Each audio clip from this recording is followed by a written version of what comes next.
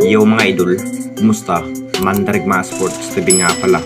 Ating pag-usapan, Barangay Nibra, bagong wristback para sa semi-finals at Chris Newsome, matinding sinabi sa kupunan ng Barangay Nibra. Pero bago na nga yan, kung bago ka lang sa aking channel, huwag mong kalimutan mag-subscribe at i-click ang notification bell para like kang updated sa tinitis upload pa natin. Pero ating talakayin, una natin pag-usapan. So matinding pasubok pa rin ang makaharap ng ating Barangay Nibra sa Best of 7 series laban nga sa kupunan ng Meralco sa semifinals mga idol. Mas pinag-ingatan pa rin ni Coach Tim ang kupunan ng Meralco dahil sa naging bawat laban pa rin ang kupunan ng Meralco mga idol dahil mas secure pa rin ang kanilang defense. Kung dahil sa naging laban nga ng Barangay Nibra sa elimination round mga idol, talagang natalo pa rin ang kupunan ng Barangay Nibra sa kupunan ng Meralco.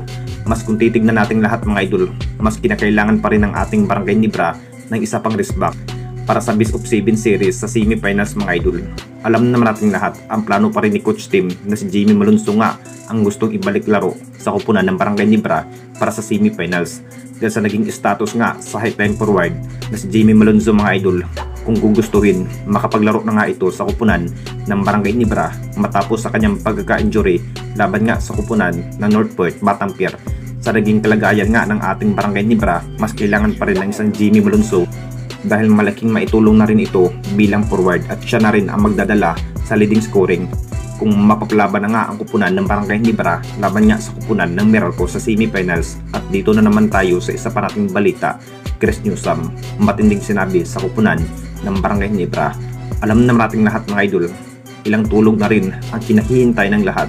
Kung makapaghahanda na nga ang bawat kupunan para sa semifinals, mas mailalagay nga sa alanganin ang kupunan ng SMB kontra nga sa kupunan ng Tira Permajip mga idol. Kung matalo na nga ang kupunan ng SMB, isa pa rin ang kupunan ng Tira Permajip mga idol na mas maganda ang ipinikitang sa bawat performance nga sa bawat laban. Masasabik na rin ang kupunan ng Barangay Nibra dito mga idol dahil makakarap nga ang bawat malalakas na kupunan na parang mas pina-improve na rin ni Coach Tim ang bawat player, katulad nga kay David Morel mga idol na hindi pa rin masyadong ginagamit sa pakikipaglaban.